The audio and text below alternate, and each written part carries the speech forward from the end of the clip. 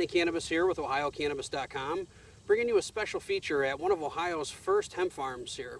I'm with Julie Doran. How are you today, Julie? Great. Great to hear. She had a tour for everyone today. She brought some state representatives down, the Ohio Cannabis Chamber of Hemp as well. And, you know, she's shown what she's been doing here for the last, what, 4 or 5 months now? Mm-hmm. June. Yep. Since June. So we're on a plot that's roughly, what, 4 acres? It's about 5 acres total with all the plants. Okay. And you said you put about 4,000 plants on here? Yep. There is probably about 700 to 800 plants per acre. Wow, okay. Now you had mentioned, so you started the Ohio Hemp Farmers Co-op, and you said you have about 50 farmers that were part of that, and about 100 additional, or 100 total, where there was about 50 additional like ancillary companies basically? Yeah, so we kind of try to cater to the farmers in the market, give them the education, hook them up with the industry people, suppliers that they would need to have a successful hemp crop.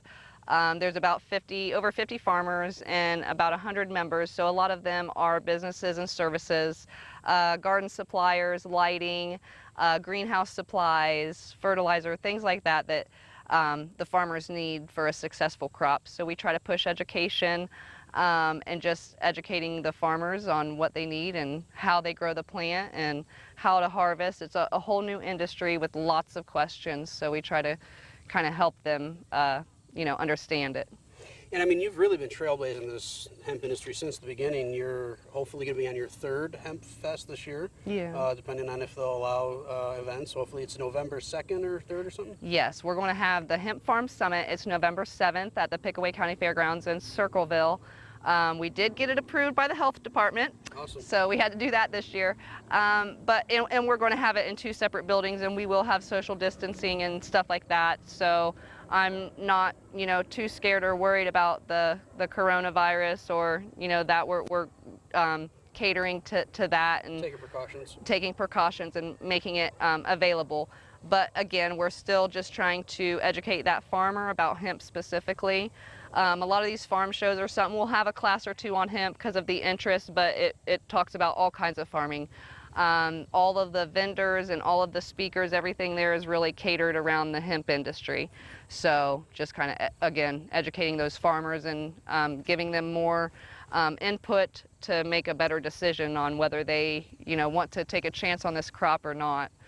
I know last year was a big hit. I mean, you had over 600 people, 45 vendors, I think. Yeah. I mean, people are really interested in this, and I think you guys put on a very high level and high quality show last year. Yeah. And hopefully everything will go great for you this year. Are you anticipating, now with the farmers having some skin in the game, do you think that you're going to start to see a little more turnout even this year? We probably will a little bit. I'm not sure with the COVID and everything that's going on if we'll have the same numbers as we did last year, but the interest is great. And, you know, I get calls every day about, you know, from farmers and stuff who didn't do hemp this year that are still looking for more information just because they don't know a lot about it. So they're not going to jump into something without knowing a lot about it. And this really helps them and connects the dots in the industry so they can, you know, talk to many people who are doing it. We've probably had, you know, some failure, some bad stories and good stories, but that's all part of the industry and they need to know. So we'll have, you know, a lot of the farmers who have farmed before and a lot of new farmers who haven't gotten into it yet. So there's some workers, that's part of it. Now you had mentioned earlier that you have daily, I mean, because this, what you guys don't understand, you know, this isn't something you throw on the ground and you leave it set. This is a daily commitment by yourself and a team of, what, 3 to 5 people every day? Yeah, just depending on how large you go, but I did about 5 acres and every day I've got 3 to 5 people out here full time. You know, working every day. So it's not something that you put on a farm that's a half-hour away that you might see on the weekends or something. You definitely want to have the time and dedication to make it a successful crop, or you won't have a successful crop and you won't be able to sell it or take it to market. So. And I think with you having the field, you're able to bring farmers in now to kind of give them more hands-on experience and education of, hey, look at how healthy, and these plants are really healthy. We walked around the whole field and they're all dark green and real lush, and they started bud, you said, in like the beginning of August, roughly? Yeah. So you're about a month, barely a month and maybe 5 weeks in. When do you think you'll actually harvest? So we will start harvesting in about 2 to 3 weeks. I've actually got a couple varieties that I'm going to call the department out on today. They've got 15 days to get out here, but it's early, so I don't think it'll take them that 15 days. But then after they come out and take their test, I'll have 15 days to harvest that variety. So I'll be harvesting here in the next 2 weeks. And that just starts it. The maturity of these plants are kind of all over because I do have 9 varieties. I wouldn't recommend doing that many varieties, but I was growing what the co-op had offered this year, and I wanted them all in one field so we could compare these genetics. Usually you would want to start out on maybe 2 or 3 varieties so that if you did have a hot crop or a hot hemp test result, you would have a couple other varieties to lean back on. So it's all over. You know, the genetics are all over. Testing is not guaranteed. So you really got to watch your THC content and start testing early in September. And with our THC regulations, we're kind of forced to harvest premature. So you're not getting that max CBD content, but you're still staying compliant within your THC regulations. Yeah, there's a lot you have to worry about, obviously, with it going hot, and then, bugs or mildew or anything. That's why you have to be out here every day, and your workers are meticulously going through each and every plant throughout the day, and it's so important because you're growing this specifically for a medical element of CBD extraction, and then you said you're going to offer some boutique flower as well. Yeah, so there's different genetics. You'll have CBG is hot this year because it's not supposed to go hot THC wise. So you have a lot of people growing your CBG this year. You have boutique flower, which goes into more specialized products or smokable hemp, and then you'll have your big biomass. I've got all of those out here, so kind of all different markets and stuff. And then the majority of it will go to your CBD oil extraction. So that's medicinal, and every variety out here is for medicinal purposes. Now, the farmers that are part of the co-op, are they part of the co-op on this land, or do you help them on their land? Are you on this one by yourself? Yes, so this is my farm. All the farmers in the co-op are on their own farms. We do have classes as part of the co-op. They're not open to the public, but we have had planting and growing hemp classes here. We've had harvesting and processing hemp classes here. We've had greenhouse operation classes, and that's just this year. But we try to really push the education and bring the farmers out to have hands-on experience. They've got them in their fields on their farm, but every farm's different, and every growing location will have different things that they're dealing with. But this kind of again brings out these farmers in this community and gets them together and talking and sharing their experiences and showing them hands-on, real life field and or plants in the field. Yeah, there's nothing like it. Yeah. And you had said that you started with the hemp farm co-op 3 years ago, I think now. So you've been a trailblazer, and you're in the long haul for this. I mean, you mentioned earlier it's going to take 3 or 4 years for everything to kind of get figured out between genetics and the infrastructure of additional processors and outlets to sell your product. So this is something you're in for the long haul and really want to help develop this industry out. Yeah, I just really recommend people start small. And learn how to grow this plant. I don't want people to go in there and lose 50 acres. That would be a big deal. But if you went in there and lost 2 or 3 acres, that wouldn't be such a big deal, and you would still learn a lot in the process. So you try to keep it small because you don't know where these regulations are going to go in the next few years. You don't have real stable genetics that are proven to give you proven results. So it's kind of all up in the air right now. And these first few years are our learning experience. So it's it's a lot. Some of the people have grown some plants, but not on this commercial scale. So it's a lot different when it's out in the elements, out in a field, and you can't control that growing atmosphere. and it's a lot to learn. Yeah. So.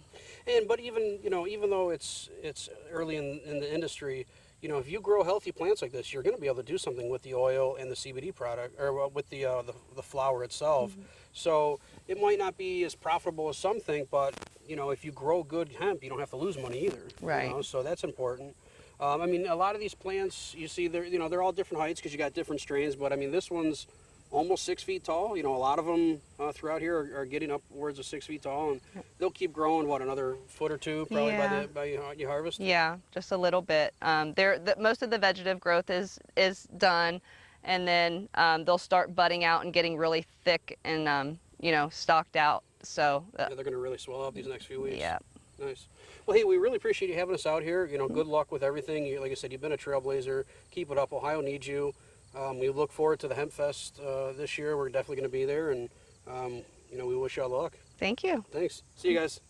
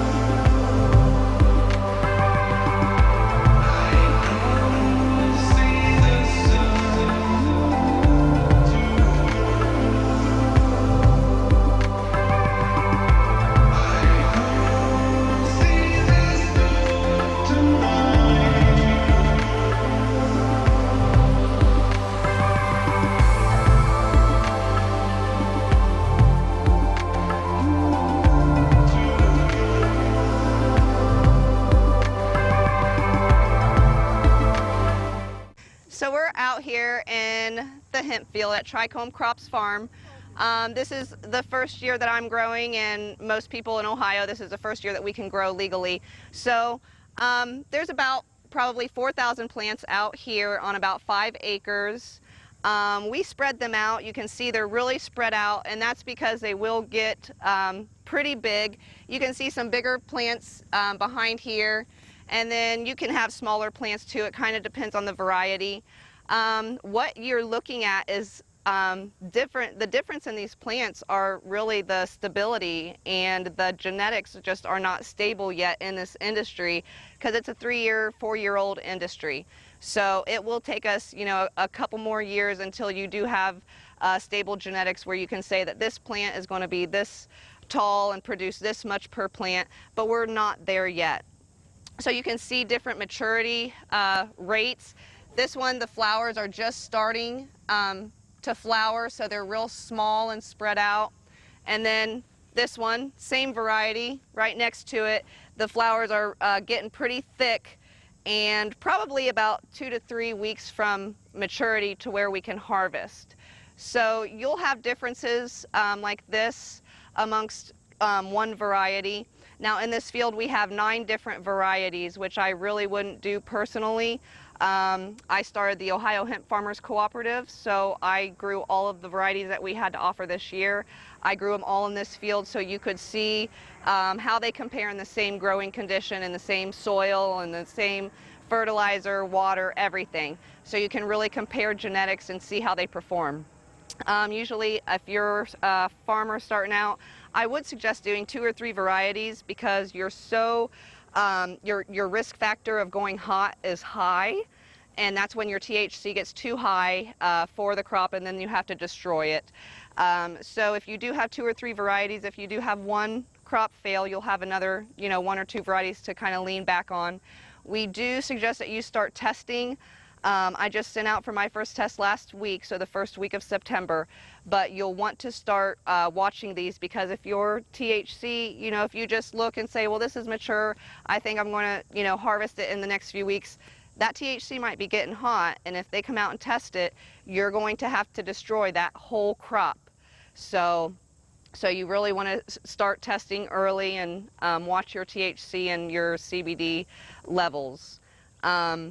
It's just a lot of labor, a lot of love, sweat, and tears go out here.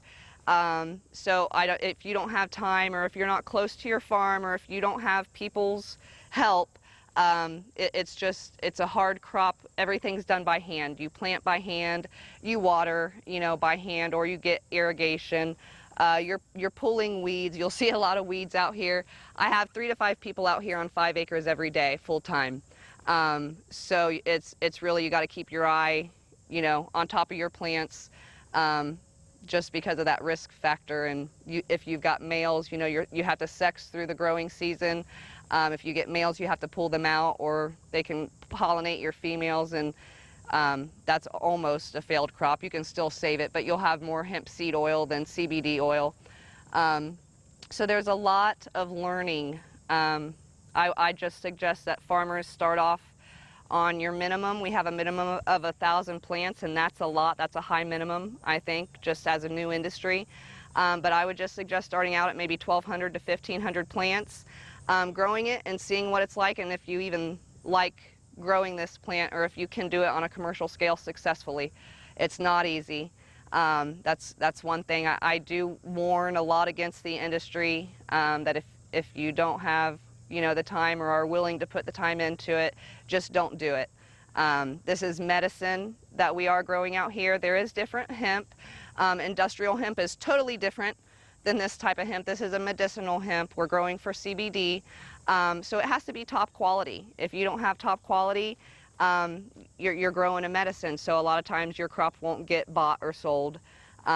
So you got to stay on it. There's a lot of work that goes into it. Anything else that... You said these are 9 different varieties of CBD.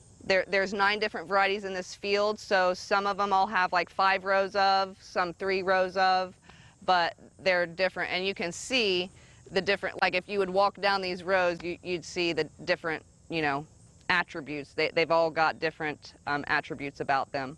So we've got some biomass, CBD, that would be the first like 10 rows or 2 varieties of biomass. They'll be your bigger, bushier plants. That will all go for CBD extraction for CBD oil. Then I have some boutique floral, which will be used for specialty extraction or smokable.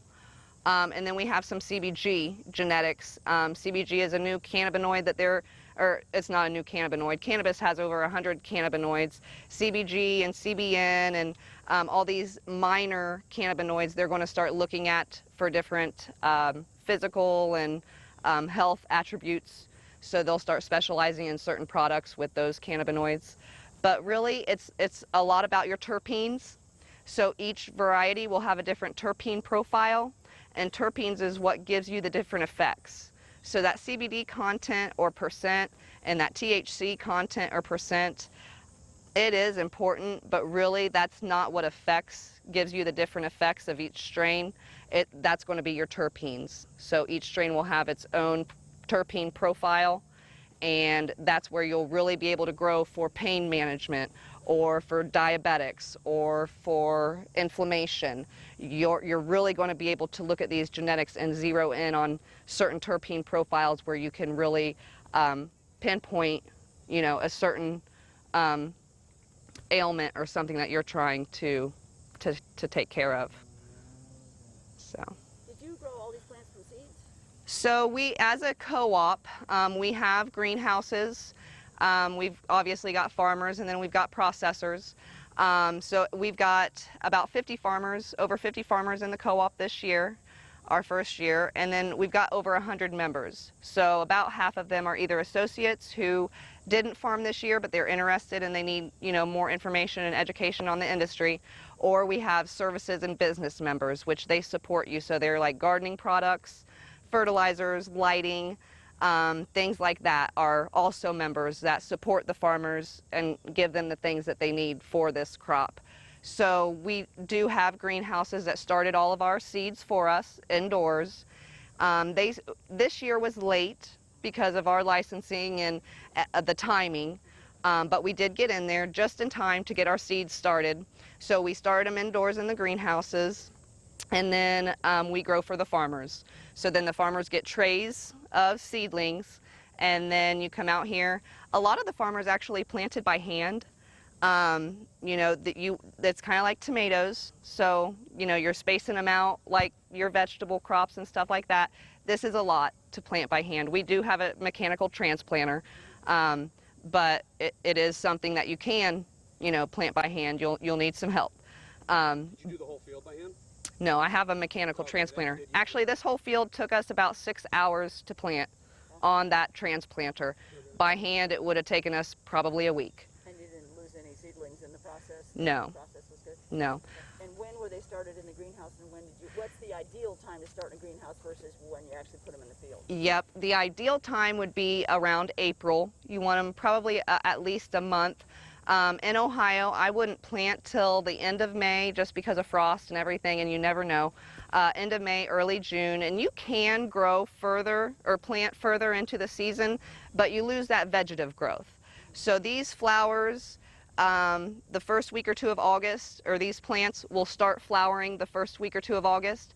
So if you get it in the ground in July, and it's, this big when you plant it, it's only going to be about this big when it starts to flower. If you get it in, mid-May to early June, it'll be this big, when it starts to flower. So you just lose that vegetative growth the later in the season you get. But yeah, typically indoors, you're starting the seed about April, May to be transplanted outdoors. These plants, you can't, and they're expensive, but it's not really successful to put a seed in the ground and watch it grow. I didn't think so. Yeah. That's what I was asking. Industrial hemp, they do. Industrial hemp is kind of planted and harvested like corn. So they'll have seed planters that they plant probably about every 12 inches apart. And then industrial hemp is just tall stalk. So you have your stalk hemp and then your bush hemp, which is CBD. But it's a tall stalk and it doesn't grow flowers and have a bunch of stems on it like this. It's mostly that stalk that they use for industrial uses, for building materials, hempcrete, clothing, stuff like that will be from your industrial hemp.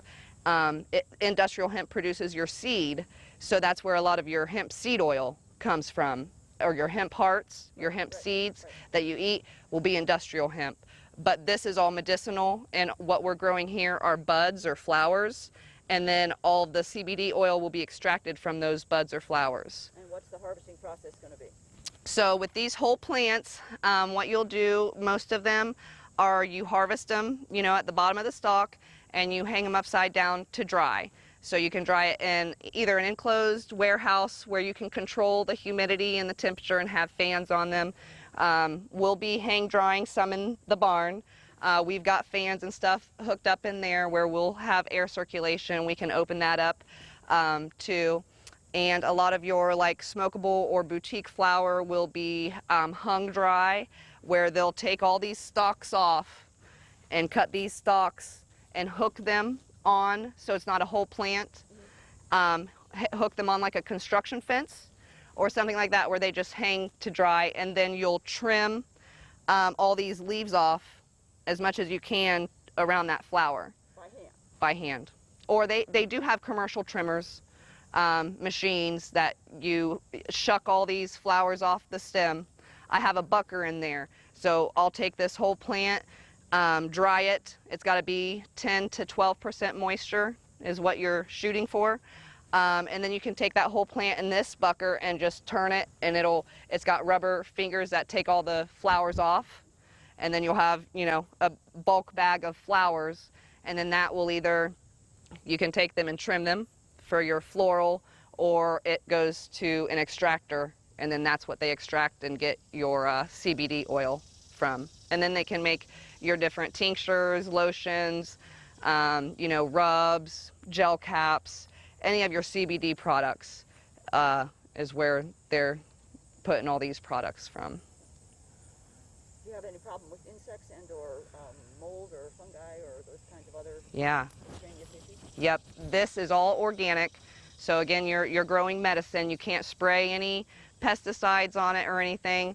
There are some organic sprays and pesticides that are approved. Most of them is neem oil, which a lot of people don't know or realize, but neem oil turns into a carcinogenic once it's heated. So it is organic, but if you're heating it in an edible or through, you know, processing in that, you know, or smoking it or something like that, then that neem oil will turn carcinogenic. So I did beneficial insects is one option, where you have predator insects that you put in your field that will go and eat. So ladybugs eat aphids? Yes, ladybugs, we did lacewings, green lacewings, which we release the eggs. Yeah, so this little tab just has like eggs glued to it, and we'll just come and hook the tab on a stalk, and then they hatch and then they go. But beneficial insects and hand picking, you're out here every day. You know, worms are an issue, especially now. They'll get into your flower and start eating your flower, and then it rots. Mold and mildew is an issue, especially at harvest time. It's not an issue until your flowers get nice and thick, because especially in Ohio here, we have cool nights where we get a lot of fog and stuff like that. So these will get wet, and if it's not sunny and hot where they can dry out, it will start molding. So that's another thing you have to watch out for. You know, once you harvest and have your final product, you know, your flowers shucked off in a bag, they want a full panel test. So they're going to be testing for mycotoxins, for your molds, for pesticides, and for obviously your cannabinoid content, but it's all fully tested before they'll even take it to process. So you know, it's all organically grown. It's hard, you know, to do. So given your experience so far, you think hemp is going to be a profitable option for farmers in Ohio? I don't know about in Ohio. Ohio is starting off really strict with our regulations, and why we are is because we never legalized it with a research or a pilot program. So all the others, like we're the 47th state, so all the other states that have had a research or pilot program are basically doing whatever their research and pilot program allow them to do before. So most of the states are growing under Delta 9 THC. Ohio had to start at total THC. So I looked, when we were going through genetics for the co-op, I looked at over 150 genetics, hemp genetics that have been successfully grown all over the US. 80% of them were gone because of that total THC. So here in the next few years, if that's what USDA has to do, then all these other states are going to have to go stricter, you know, and it's going to be hard for them. The genetics are going to get scarce because 80% of the hemp genetics will not pass your total THC. So right now where we stand in Ohio is other states have a better flower. They can take this flower to more maturity and get a higher CBD content because they can, you know, take their THC a little further, and Ohio doesn't. We're not going to have that competitive edge. We're going to have to harvest early when our flowers aren't fully mature just to stay compliant under that total THC. So it's a lot stricter than the other hemp industries in the other states. And you know, the next few years when everybody has to go to USDA, we'll see where we'll be.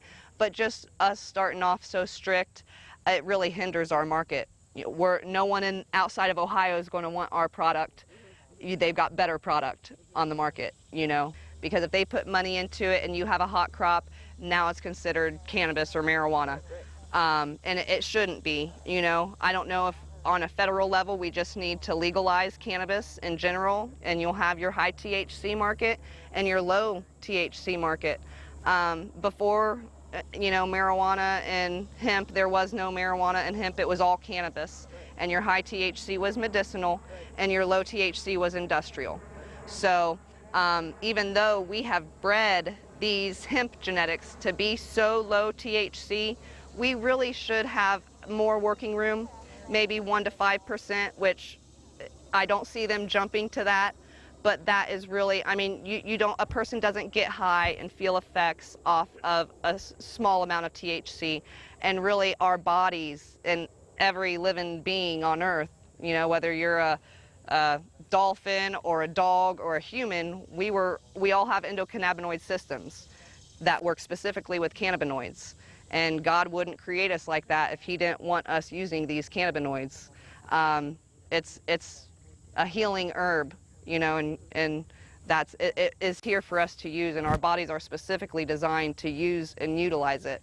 So as far as medicinal wise, CBD will have more therapeutic benefits and you don't get high, but that THC is needed to work in synergy with all the other cannabinoids. You want a full spectrum, you know, to work right, to work together with your body. So it's not, again, it's not about the THC percent or the CBD percent, it's about the terpenes, and then that gives it the different effects as to what it helps. So right now, where we are in CBD and the hemp industry being so new, a lot of our products on the market are imported from China or Canada, and a lot of it doesn't work because a lot of it is hemp seed oil, and they're selling it as CBD oil because that's a huge market, and it doesn't work because it doesn't have cannabinoids in it. It's hemp seed oil, which is very healthy.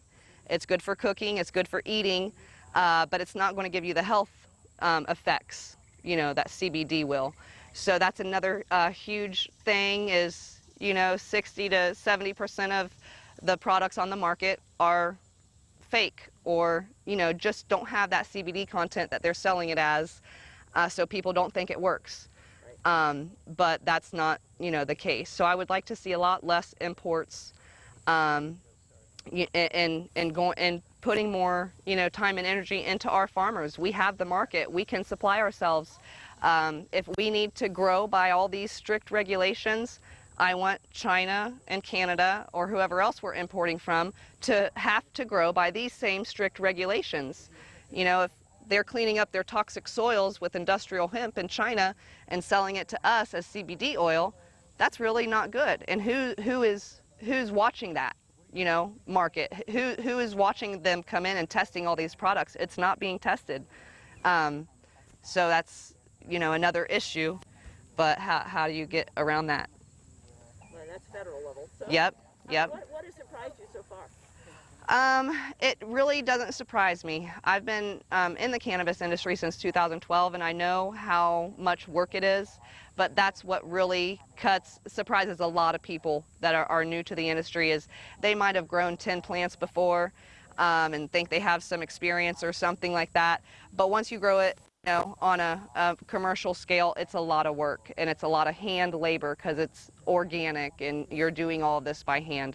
So a lot of people will just fail because they fail to prepare for that. They think it's a husband and a wife and they can do it, but you don't. You need help and you need to be out there every day. It's not something that you put on your farm that's a half hour away that you take a look at during the weekends.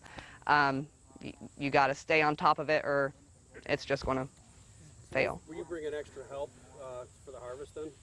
I have 3 to 5 people out here full-time that I have had all season. For harvest, I'll need about 10 people. You'll have a couple people harvesting these plants whole. You'll have 4 or 5 people out checking the plants for bugs and mold and bud rot, things like that you don't want in your final product. And then you'll have people to hang the plants in the barn. Probably 3 or 4 people doing that. So you've got different crews, doing different things. And the whole thing is these all mature, at different times. So when the state comes out and tests this variety, some are barely budding and some are mature buds where you kind of have to take that. You've got 15 days to harvest after the state comes out to test. So how do you do that? You take your most mature buds and wait another 2 weeks for the rest, or it would take me 2 weeks to get through one of these varieties and I'll be lucky to get it all in. So that's a short window, but what they're worried about is that THC. So if you go past the 15 days, it's another $300 to the farmer that they have to come back out and test it again to make sure that THC hasn't risen. And is it Department of Ag that does the testing? Yep, the Department of Ag will come out and take the flower, and then they've got different testing companies as part of their program to test the THC content. So are you trying to time it where you'd only have to call them out to come once or twice? No, they'll be out here. I mean, some of them they might be able to do 2 or 3 tests at the same time, but some of them I'm going to call them on 2 varieties that are the closest varieties to the trees, but they're ready to harvest. So I'm calling them probably today to come out here and test for that. But then some of these won't be ready for another, month and a half. How much does it cost each time to call them out? So with your license is $500, and that covers 1 growing location, and that covers 1 variety. So I will owe $150 per every additional variety. So I have 9, I'll have 8 more $150 fees for them to come test. And then I have to harvest that if I don't have it all harvested within that 15 days after they take the test, then they'll have to come out and charge me $300 for a second test. Another thing with fees in the state is growing locations. So I would like it 1 farm, 1 growing location. And if I would like to start my own seeds in my barn or in my greenhouse to plant out in my field, I would like to be able to do that with 1 growing location. But the way they've set up regulations is if your plants are more than 20 feet apart or separated by anything, it's 2 growing locations. So if I would start my seeds in my barn to plant out here, I would have an indoor growing location and an outdoor growing location. That's $1,000. Now, if I had plants out in this field and then in that paddock and that paddock, that'd be $1,500 because it's separated by a fence and my plants are more than 20 feet apart. So you're really limited to, well, you have to keep all your plants in this corner of the field, or say this one field had 4 varieties and I wanted 1 in each corner so I could keep them separated and away from each other. That would be 4 growing locations. That would be $2,000. So the fees just add up, and the failure rate, you're like, if 60% of this is going to fail and you've got all these fees, it's being a new industry, we need more help. We don't need more fees and more regulations, and every time you turn around they're cutting you off, you know, because it's starting off real strict. They don't know how this plant's grown, you know, and they don't know how it performs in Ohio, or really, you know, it's a whole industry all over the U.S. It's 3 or 4 years old. So to be so strict, you would think that they would be helping us, you know, giving some subsidies or loans or grants out to help build the industry up. But again, it's so close to marijuana that they won't, you know, they won't help you do anything. Any additional infrastructure in Ohio being built to help support the hemp industry specifically, to process or test or anything like that? So we do not have infrastructure for industrial hemp, and I don't know a lot of farmers. I think in my co-op I had one person come and ask about it, and I said I could get them seed, but we don't have the market to go sell any product to.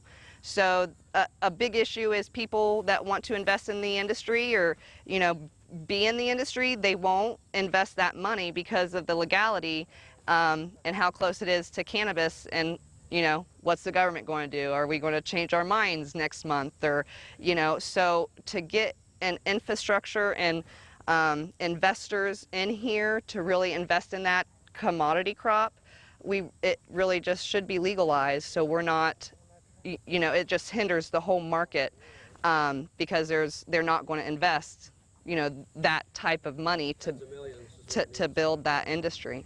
So right now we're kind of forced into the CBD industry because we don't have any infrastructure for industrial hemp. But then again, this is a high failure rate. So I could come out here every day with my workers and have beautiful plants, and it tests hot because it got stressed out late September, and now you have to burn that whole field, you know.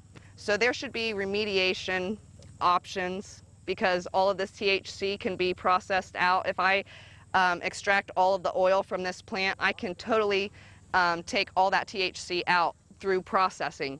So that should be an option. You know, you would still have your CBD product and it would not have THC in it. You could do that successfully. So, I mean, there's different options. We just have to get the state to try to help us out.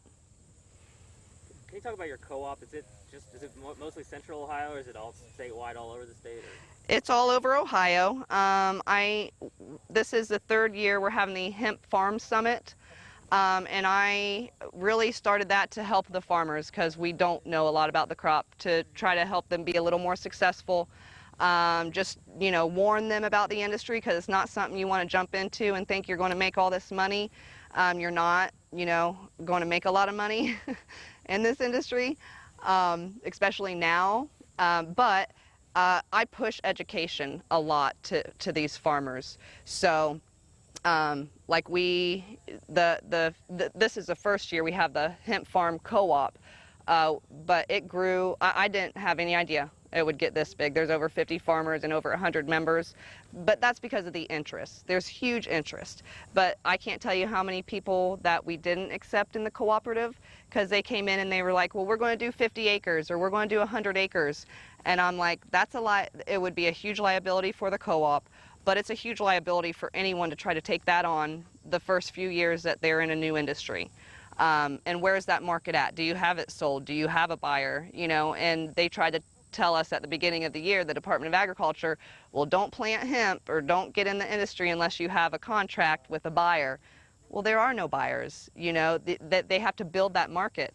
And as of right now, they have one extraction processor that they just approved a week or two ago. So as of a week or two ago, Ohio had no processors licensed to go and even sell the crop to. These processors aren't going to buy your crop. They'll do splits where they'll take, you know, their percent and give you back your percent.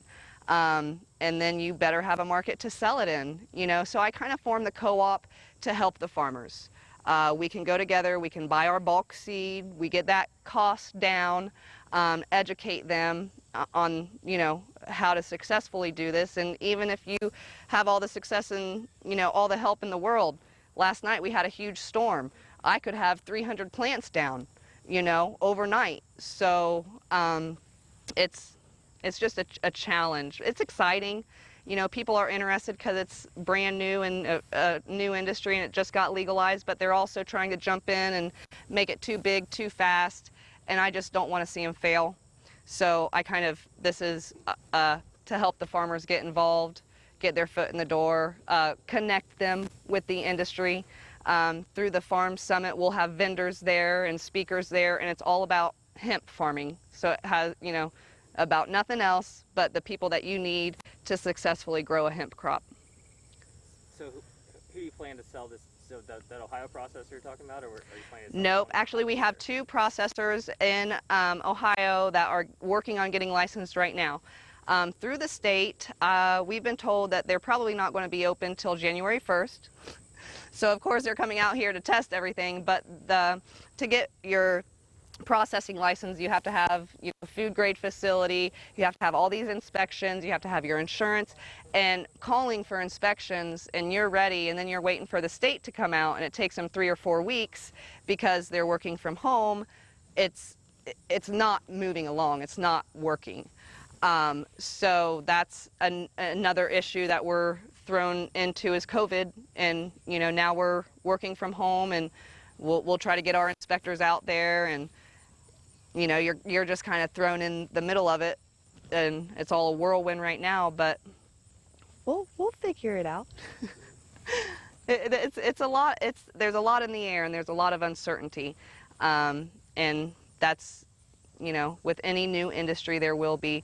With this being so close to cannabis or marijuana, I would just like to see those regulations lighten up. We either need to legalize cannabis altogether, and then you'll have your medical and your high THC and your hemp, but we shouldn't be treated as criminals when we're sitting, you know, out here trying to successfully grow this legal crop, and all of a sudden that THC goes hot, and well, now you get a strike on your license, and you do that 3 times, you're not getting your hemp license back, you know, and our genetics aren't there to really be proven to be like, oh no, this is safe, you know, it won't go hot. We're not there, and we're not going to be there for probably 3 or 4 years.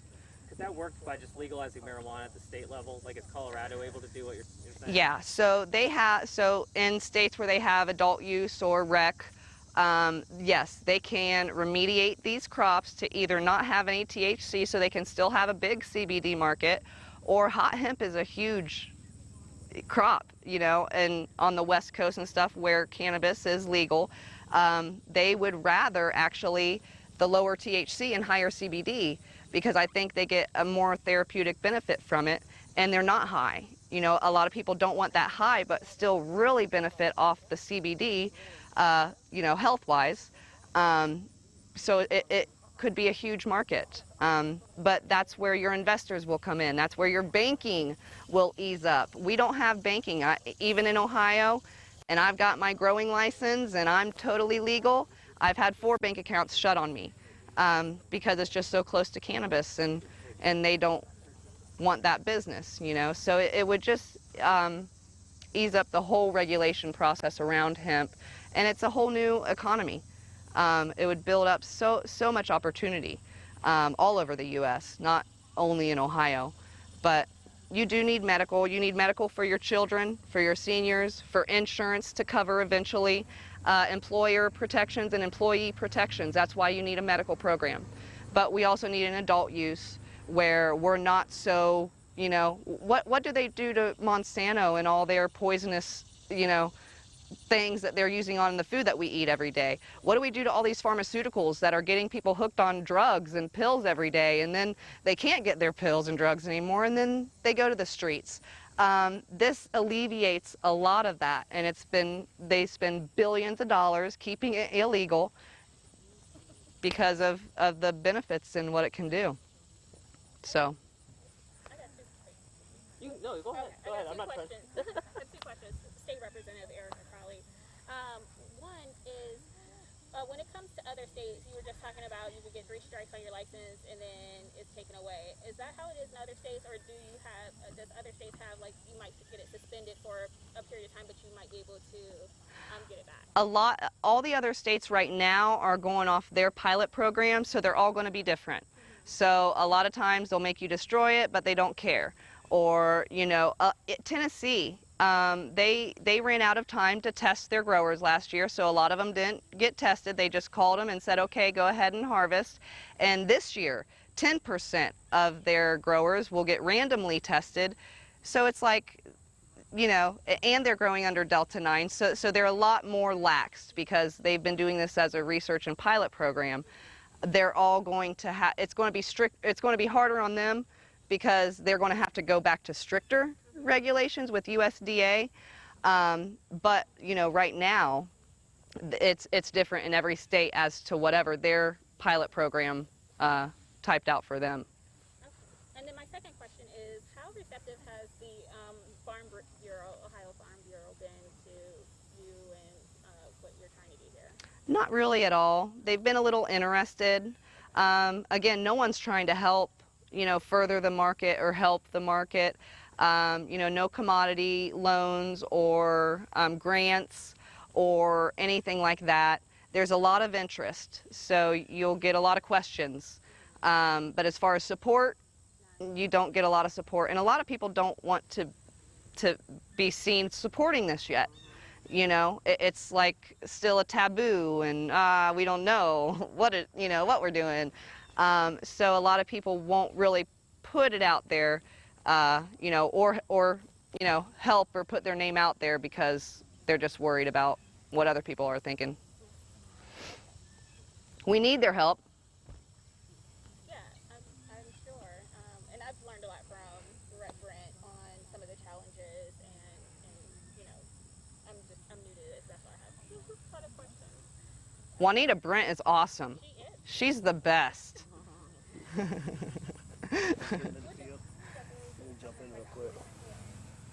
Let me take a moment to kind of introduce and thank everybody that showed up. Patrick Cooley with Dispatch had to leave, but thanks Danny from Hannah News for coming, and the OG of Ohio Cannabis and Hemp Media Source, Johnny Cannabis, and of course his awesome son Ethan there.